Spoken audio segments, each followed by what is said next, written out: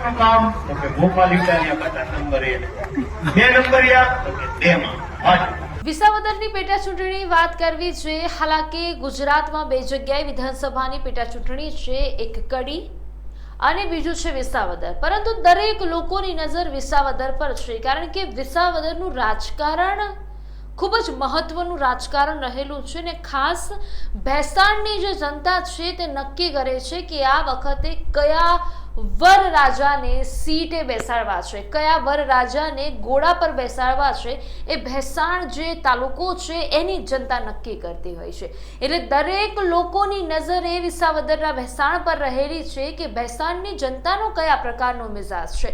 વર્ષોથી તેમને કોઈ ધારાસભ્ય જોયા જ નથી, વિકાસના કામો થયા જ નથી, એવું ત્યાંના સ્થાનિક લોકોનું કહેવું છે। સ્થાનિક લોકો તો એટલું ત્રાહિમામ પોકારી રહ્યા છે અને આકરા પ્રહારો સાથે કહી રહ્યા છે કે ભારતીય જનતા પાર્ટીએ તો ઘણો વિકાસ કરી દીધો અને અમારા ખિસ્સાથી પૈસા ધરવી દીધા, એવું પણ એ કહી રહ્યા છે।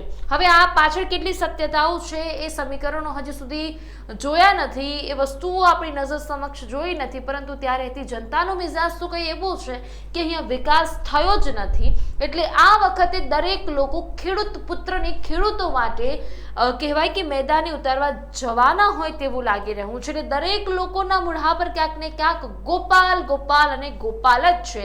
એટલે આ વખત કદાચ એવું લાગી રહ્યું છે કે ગોપાલ ઇટાલિયા બાજી મારી જશે, કારણ કે ભારતીય જનતા પાર્ટીને વિસાવદર જોઈએ છે અને વિસાવદરને ગોપાલ ઇટાલિયા જોઈએ છે। ત્રણ સમીકરણો જોવા મળી રહ્યા છે। હવે નક્કી એ જનતા કરશે કે ગોપાલભાઈ જોઈએ છે કે પછી કિરીટભાઈ જોઈએ છે, પરંતુ આ બધાની વચ્ચે ગોપાલભાઈ જ્યારે પણ પ્રચાર અને પ્રસાર કરવા જાય છે ત્યારે એ આમ આદમી પાર્ટી હોય, કોંગ્રેસ હોય કે પછી ભારતીય જનતા પાર્ટી હોય, એ એકબીજા પક્ષને નીચી પાડવાની કોશિશ ક્યાંક ને ક્યાંક કરતી હોય છે, સ્વાભાવિક બાબત છે, કારણ કે આ રાજનીતિ છે। રાજનીતિમાં કોઈ સગા સંબંધીઓ હોતા નથી, ફક્ત રાજનીતિ પક્ષ માટે, પદ માટે લડી લેવાની જ વાત હોય છે। અને આમ આદમી પાર્ટી, ભારતીય જનતા પાર્ટી અને કોંગ્રેસ હાલ વિસાવદરમાં કંઈક આ પ્રકારના જ કામ કરી રહ્યા છે। મારા વિશ્લેષણ પ્રમાણે, મારા એનાલિસિસ પ્રમાણે વિસાવદરમાં કોંગ્રેસનું નામો નિશાન છે, કોંગ્રેસ ત્યાં દેખાતી જ નથી।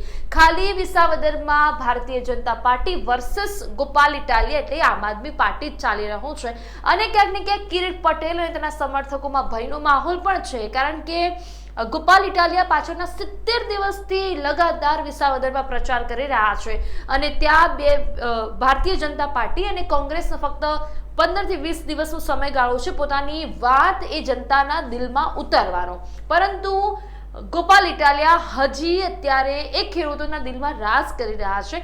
ગોપાલ ઇટાલિયા પ્રચાર અને પ્રસાર કરવા જાય છે ત્યારે ગોપાલ ઇટાલિયા એવું કહે છે કે જેનું કામ 1 નંબરનું એને 1 નંબરનું બટન દબાવવાનું, જેનું કામ 2 નંબરનું એને 2 નંબરનું બટન દબાવવાનું। એટલે સીધું સ્પષ્ટ ગોપાલ ઇટાલિયા કહેવા જઈ રહ્યા છે કે જેનું કામ 1 નંબર તેનું બટન 1 નંબર, જેનું કામ 2 નંબરિયું એનું બટન પણ 2 નંબર। એટલે આ 2 નંબરનું કામ ગોપાલ ઇટાલિયા કોને કહી રહ્યા છે એ હું, તમે અને બીજી જે જનતા છે જે વિડીયો એક્સિડન્ટલી જોઈ લે છે એને પણ ખબર છે કે 2 નંબરનું કામ કોનું છે અને 1 નંબરનું કામ કોનું છે મને નથી ખબર, પણ એવું ગોપાલ ઇટાલિયા કહી રહ્યા છે। 2 નંબરનું કામ મને પણ ખબર છે, તમને પણ ખબર છે અને એક્સિડન્ટલી જે વિડીયો જોવે છે એને પણ ખબર છે। હવે ગોપાલ ઇટાલિયા આખા ભાષણમાં શું કહ્યું છે, કોને ભંગાર કહ્યા છે એ પણ આપણે સાંભળી લઈએ। 1 નંબરનું કામ તો કે ગોપાલ ઇટાલિયા બટન નંબર 1, 2 નંબરિયા તો કે 2 માં ભાજપ। ભંગારના ભાવે મને એક બધો કહો ચૂંટણી મંત્રી ખબર પડવા મને કે આ શું કરવા જેવું, મારે તો શું કેવું?